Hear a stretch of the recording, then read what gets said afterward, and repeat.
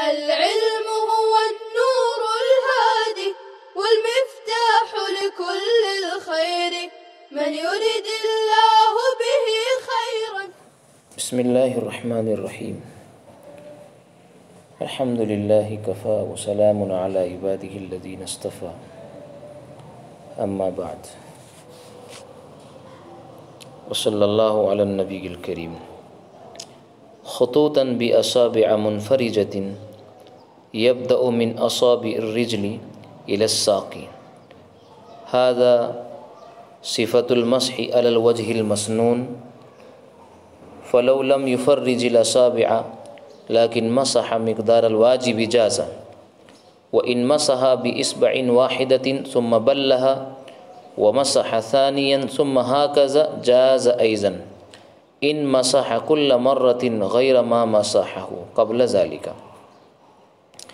وإن مسح بالإبهام والمسبحة منفرجتين جاز أيضا، لأن ما بينهما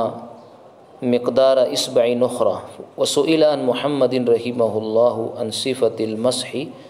قال ان يضع اصابع يديه على مقدم خفيه ويجافي كفيه ويمدهما الى الساق، او يضع كفيه مع الاصابع ويمدهما جملة، لكن ان مسح برؤوس الاصابع وجافى اصول الاصابع والكف لا يجوز إلا أن يبتل من الخف عند الوضع مقدار الواجب وهو مقدار 3 أصابع، هكذا ذكر في المحيط. عزیز طلبہ اکرام، جیسا کہ گزشتہ سبق میں یہ بات آپ سے کہی گئی تھی کہ اس عبارت سے مصنف رحمۃ اللہ علیہ موضوع پر مسح کا طریقہ اور اس کی کیفیت کو بیان فرما رہے ہیں. اولاً یہ بات تو طے شدہ ہے اور واضح ہے کہ مسح موضوع کے اوپر والے حصے پر کیا جائے گا، نہ کہ نیچے والے حصے پر. اسی طریقے سے مسح موزے کی ایڑی والے حصے پر نہیں ہوگا، دائیں اور بائیں نہیں ہوگا، صرف موزے کے اعلیٰ اوپر والے حصے پر مسح کیا جائے گا. وجہ اس کی یہ ہے کہ چونکہ مسح خلاف قیاس حدیث پاک سے ثابت ہے، اور حدیث پاک میں رسول اللہ صلی اللہ علیہ وسلم کا عمل موضوع کے اوپر والے حصے پر کرنے کا ہے، نہ کہ نیچے والے حصے پر. اس لیے خلاف قیاس عمل جو حدیث سے مصرح ہے وہ اپنی مورد پر محدود رہے گا، اس کے حکم کو اس سے آگے اور اس کے خلاف متعدی نہیں کیا جا سکتا ہے. جیسا کہ حضرت مغیرہ ابن شعبہ رضی اللہ تعالیٰ عنہ کی حدیث ہے، ان النبی صلی اللہ علیہ وسلم قال وضع يديه على خفيه ومدهما من الأصابع إلى أعلاهما مسحة واحدة وكأني أنظر إلى أثر المسح على خف رسول الله صلی اللہ علیہ وسلم.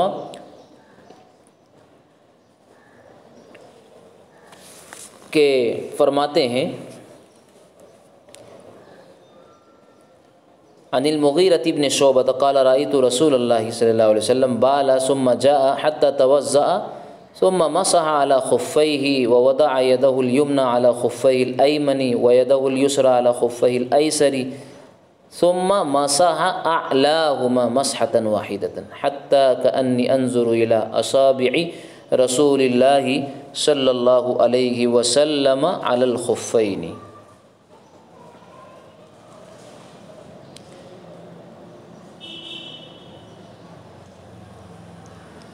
اس میں حضرت مغیرہ ابن شعبہ رضی اللہ تعالی عنہ رسول اللہ صلی اللہ علیہ وسلم کے مسح کی کیفیت کو خود آنکھوں دیکھا حال بیان فرما رہے ہیں۔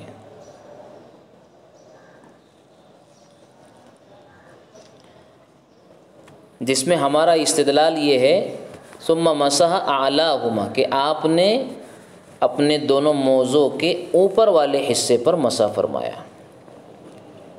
اس لیے اوپر کے حصے پر مسح ضروری ہوگا، اس کے علاوہ پر مسح جائز نہیں ہوگا۔ تو جیسا کہ بتایا گیا کہ یہ خلاف قیاس ہے، جبکہ قیاس کا تقاضا تو یہ ہے، عقل یہ کہتی ہے کہ دھول مٹی گرد و غبار چونکہ پیروں کے اور موزوں کے نیچے والے حصے پر لگے گا تو مسح بھی نیچے والے حصے پر ہونا چاہیے، لیکن شریعت کا اور دین کا دار و مدار عقل پر نہیں ہے، رائے کے اوپر نہیں ہے۔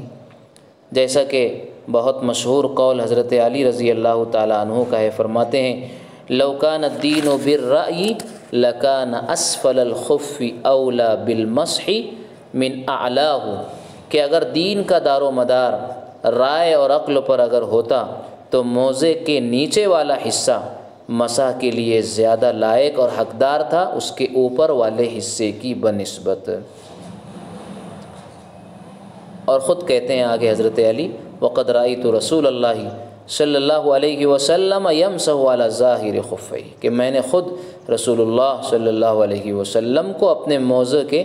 ظاہر اور اوپر والے حصے پر مسح کرتے ہوئے دیکھا۔ البتہ بعض حدیثوں میں آپ نے موزے کے نیچے حصے پر مسح فرمایا، ایسا بھی موجود ہے، جیسے کہ اس کے راوی بھی حضرت مغیرہ ابن شعبہ ہی ہے، عن المغیرہ ابن شعبہ ان رسول اللہ صلی اللہ علیہ وسلم مسح اعلی الخف واسفلہ، لیکن اس پر علماء کا عمل نہیں ہے، اور زیادہ سے زیادہ یہ کہا جا سکتا ہے کہ نچلے حصے پر مسح کرنا استحبابی طور پر تو ہو سکتا ہے،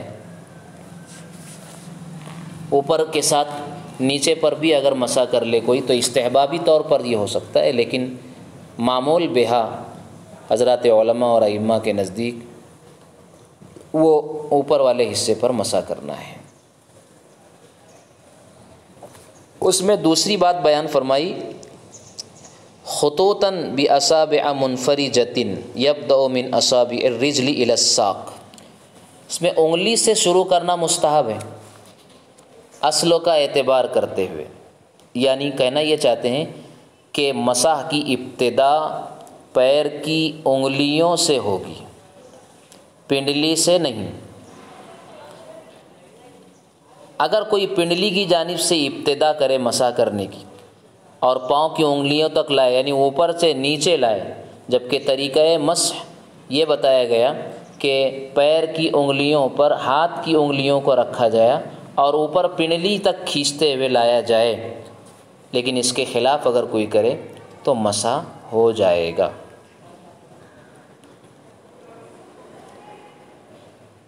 چونکہ مسح علی الخفین یہ وضو کی اصل ہے، اور وضو میں بھی مستحب ہی کہ انگلی کی جانب سے شروع کرے اور دھوتے دھوتے پنڈلی تک لے جائے، اس لیے فرع یعنی مسح میں بھی انگلی سے ابتدا کرنا مستحب ہے اور سنت ہے۔ اور خود رسول اللہ صلی اللہ علیہ وسلم نے مسح کو انگلی سے شروع فرمایا ہے، حضرت جابر رضی اللہ تعالیٰ عنہ کی روایت ہے قال رسول اللہ صلی اللہ علیہ وسلم عن جابر قال رسول اللہ صلی اللہ علیہ وسلم بیدہ ہاکذا من اطراف الاصابع الى اصل الساق وخطط بالاصابع، اس حدیث میں اصابع سے پنڈلی تک کھینچنے کا تذکرہ ہے۔ پھر اس میں بھی فرض و مقدار ہاتھ کی 3 انگلیوں کی مقدار ہے، یعنی کم سے کم پیر پر کتنی مقدار مسح ہونا چاہیے، چونکہ خفین اور پیر یہ محل مسح ہے اور ہاتھ کی انگلیاں یہ آلۂ مسح ہے، تو ہمارے نزدیک جمہور ائمہ اور فقہا کے نزدیک ہاتھ کی 3 انگلیوں کی مقدار فرض ہے، جبکہ امام کرخی رحمۃ اللہ علیہ جو احناف ہی کے ایک امام ہے فرماتے کہ پاؤں کی انگلی کی مقدار، 3 انگلیوں کی مقدار مسح ہونا چاہیے۔ لیکن پہلا قول زیادہ صحیح ہے، اس لیے کہ مسح کے لیے آلے کا اعتبار ہوگا، محل کا اعتبار نہیں ہوگا، اور پیر چونکہ آلہ مسح ہے، محل مسح ہے، جبکہ ہاتھ کی انگلیاں اور ہاتھ یہ آلہ مسح ہے، اس لیے ہاتھ کی 3 انگلیوں کی مقدار فرض ہوگا۔ اسی کو فرمایا خطوطاً باصابع منفرجۃ، کشادہ انگلیوں سے کھینچتے ہوئے، یبدأ من اصابع الرجل الی الساق، ابتدا کرے پیر کی انگلیوں سے الی الساق، پنڈلی کی طرف۔ ھذا صفۃ المسح علی الوجہ المسنون، یہ مسنون طریقہ مسح کا یہاں بیان کیا گیا ہے، متوارث طریقہ اور مسنون طریقے کا یہ بیان کیا گیا۔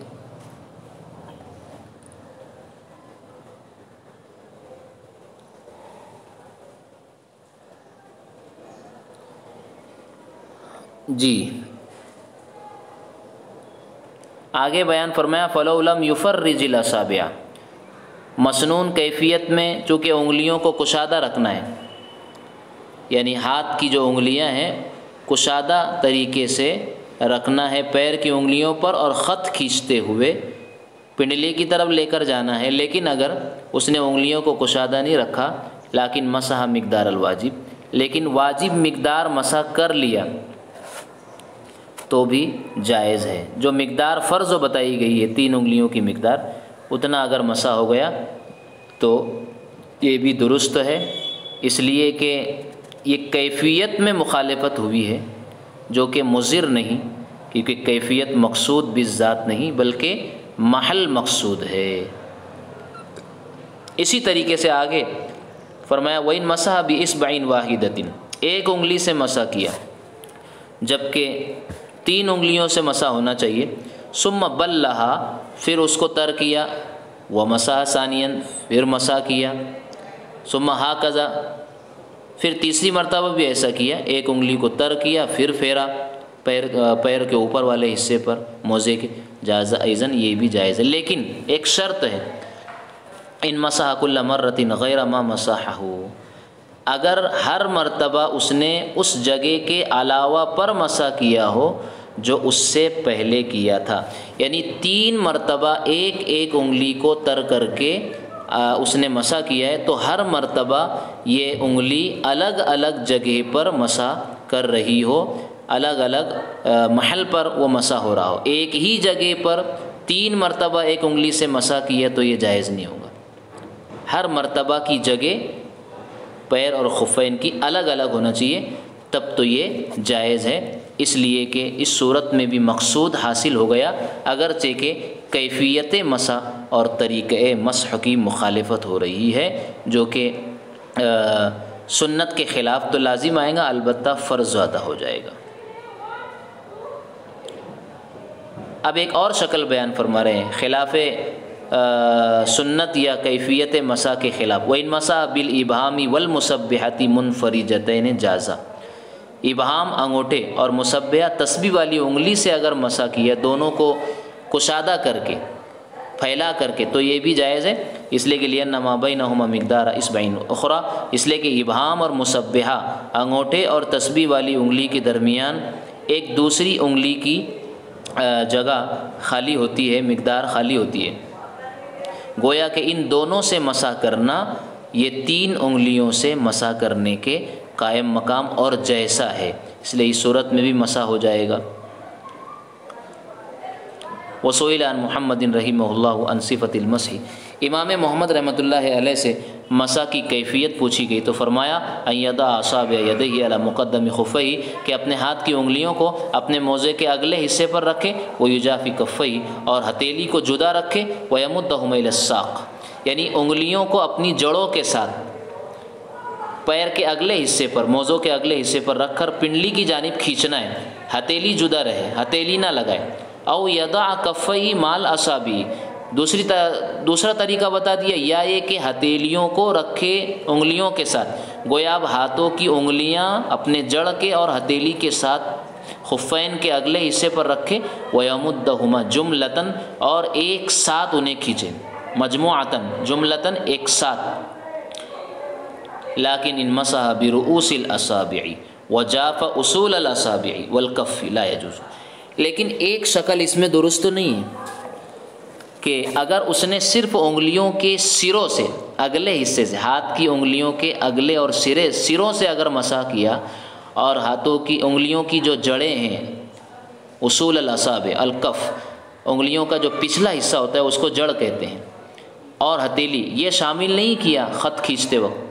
صرف سروں سے اگر مسح کیے تو یہ جائز نہیں ہے۔ لیکن ایک جواز کی شکل اللہ سے انہوں نے بیان فرمائی، الا ان یبتل من الخف عند الوضع مقدار الواجبی، کہ انگلیوں کو سروں کو رکھتے وقت موزے کی واجب مقدار، فرض و مقدار تر اگر ہو جاتی ہے تو پھر اس صورت میں انگلیوں کے سروں سے بھی مسح کرنا درست ہوگا، اور مقدار واجب جیسا کہ بتایا گیا وہ مقدار و ثلاثی اصابع، وہ ہاتھ کی 3 انگلیوں کے برابر ہے۔ ہاکذا ذکر فی المحیط، تو محیط میں جو فقہ کی کتاب ہے ایسا ہی ذکر کیا گیا ہے، کیونکہ اس صورت میں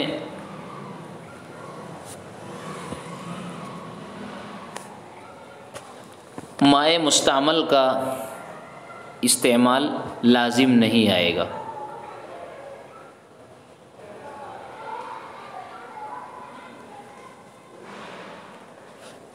یہاں محیط کے حوالے سے جو عبارت نقل کی ہے، اور آگے جو ہے ذکر فی الذخیرہ، ذخیرہ کے حوالے سے ایک عبارت ذکر فرمائی کہ ان المسح برؤوس الاصابع یجوز، کہ انگلیوں کے سروں سے مسح کرنا جائز ہے، لیکن ایک شرط و بیان کی، ان کان الماء متقاطرا، اگر پانی ٹپک رہا ہو۔ محیط کے حوالے سے جو عبارت ذکر فرمائی کہ صرف انگلیوں کے سروں سے مسح کرنا جائز نہیں ہے، جبکہ ذخیرہ کے حوالے سے مسئلہ ذکر فرمایا کہ انگلیوں کے سروں سے جڑوں کو اور ہتھیلی کو ملائے بغیر مسح کرنا جائز ہے۔ تو محیط کی عبارت میں عدم جواز ہے، اور ذخیرہ کی عبارت میں جواز کو بتایا جا رہا ہے،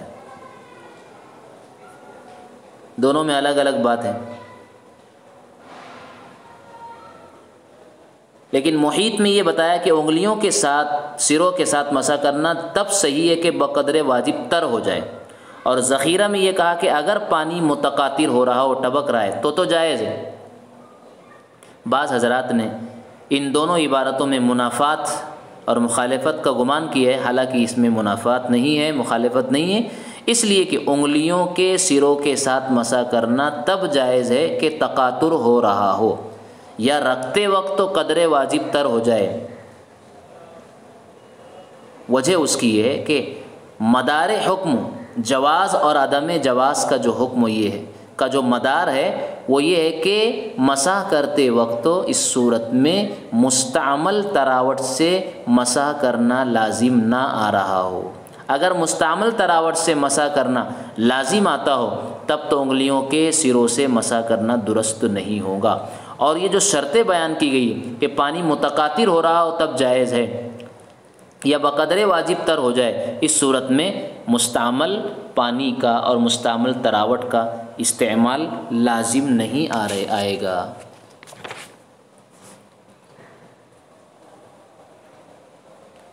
اس لیے مدار حکم چونکہ مستعمل تراوٹ کا لازم نہ آنا ہے،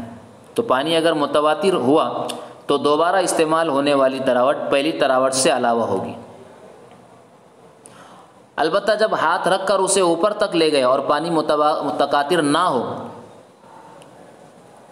تو اس صورت میں مستعمل پانی کا اور تراوٹ کا استعمال لازم آتا ہے، مگر نفل میں اس کی گنجائش ہے۔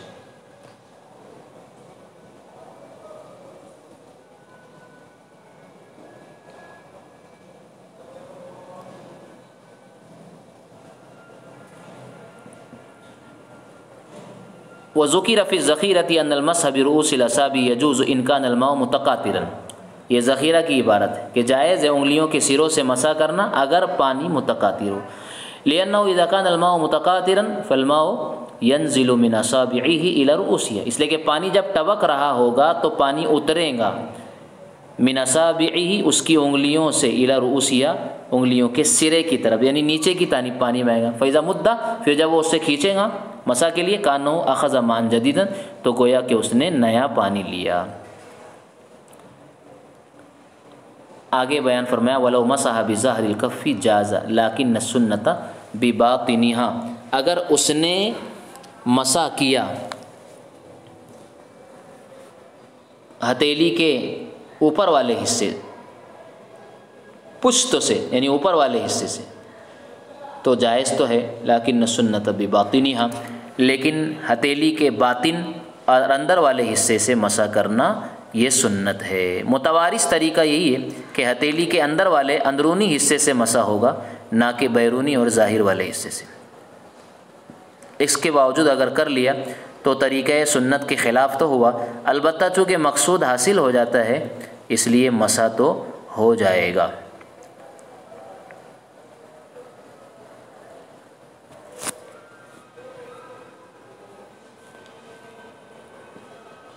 اللہ تعالی ہمیں